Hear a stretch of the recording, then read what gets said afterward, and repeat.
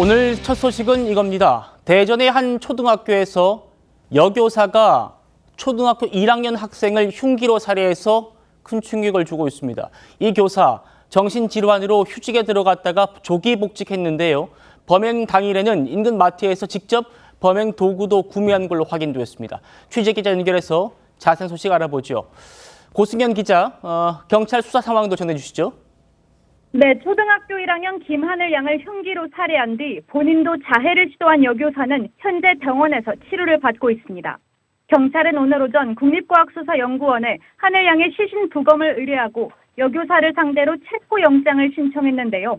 해당 교사는 경찰 조사에서 어떤 아이든 상관없이 함께 죽으려 했다며 가장 늦게 하교하는 아이를 시청각실로 데려가 범행했다고 진술한 것으로 전해졌습니다.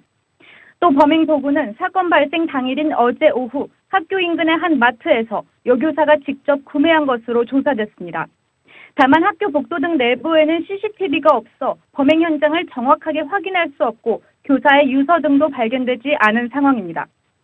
해당 여교사는 지난해 정신적 문제로 6개월 동안 질병휴직을 신청했지만 불과 20일 만에 조기 복직했습니다. 대전교육청 측은 직무 수행에 어려움이 없다는 병원 진단서 소견을 여교사가 제출해 복직이 가능했다고 밝혔습니다. 하지만 범행 나흘 전인 지난 6일에도 학교에서 동료 교사의 팔을 꺾는 등 난동을 부려 학교 측이 휴직을 권고했던 것으로 알려졌습니다. 보도국에서 TV조선 고승현입니다. 이제 초등학교 1학년생입니다. 8살 된 고 김하늘 양 얘기를 오늘 첫 소식으로 다뤄보려고 하는데요. 어제 자신이 다니던 초등학교에서 그 학교 40대 여교사가 휘두른 흉기에 참변을 당했습니다. 하늘이를 가장 먼저 발견한 건 학교로 뛰어 올라간 할머니였습니다. 경찰들이 와서 발로 사고 해서 대신 열었는데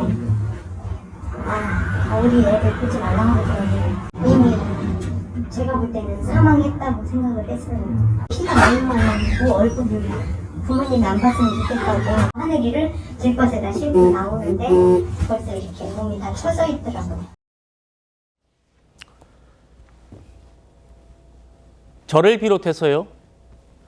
맞벌이 하면서 아이를 키우는 가정은요. 공교육의 방과 후 교실, 돌봄 교실을 많이 이용합니다. 학교가 가장 안전하다는 생각 때문인데요. 이번 사건의 범인이 초등학교 교사였다는 점에서 우리 국민들의 충격이 큽니다. 경찰은요, 계획 범죄에 무게를 두고 있습니다. 범행 당일날 학교 근처 마트에서 구입했다. 3층 교무실에 있기 싫어서 잠겨있는 시청각실을 열고 있었다. 시청각실 바로 앞에 있는 돌봄 교실에서 학생들이 수업을 마치고 갈 때 어떤 아이든 상관없다. 같이 죽을 생각으로 맨 마지막에 가는 아이에게 책을 준다고 시청각실에 들어오게 하여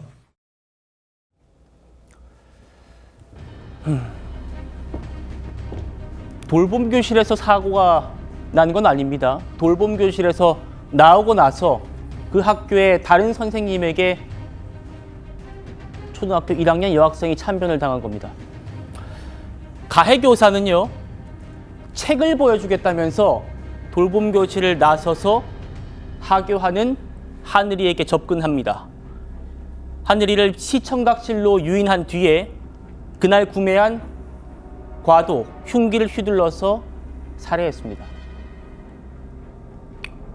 가해교사는 경찰에 이렇게 진술을 하고 있다고 합니다. 맨 마지막에 하교하는 아이를 노렸다. 맨 마지막에 하교하는 아이. 어떤 아이든 상관없이 나랑 같이 죽으려고 했다. 오늘 이 사건 분석하기 위해서 오윤성 교수님 모셨는데요. 교수님, 지금 흉기를 당일에 구매하고 자백까지 사실상 나온 상황입니다. 어떻게 보십니까? 지금 사실 저 사람이 얘기하는 어떤 아이든 상관없이 같이 죽으려 했다라고 하는 것은 그 피해 대상을 선정을 하는 데 있어서 개인적인 감정은 없다라고 하는 것을 의미합니다. 그런데 여기에 조건을 붙였죠. 맨 마지막에 하교하는 아이를 노렸다. 예. 그것은 주위에 있는 다른 사람으로부터 보호를 받지 못하는 그 약한 상대를 피해자로 선택을 한다라고 하는 그런 측면에서 이것이 어떻게 보면 무차별적인 그런 어떤 그 성격도 띠고 있긴 있습니다만 그 선정을 하는 데 있어서는 자기가 조건을 갖다 붙인 것이죠.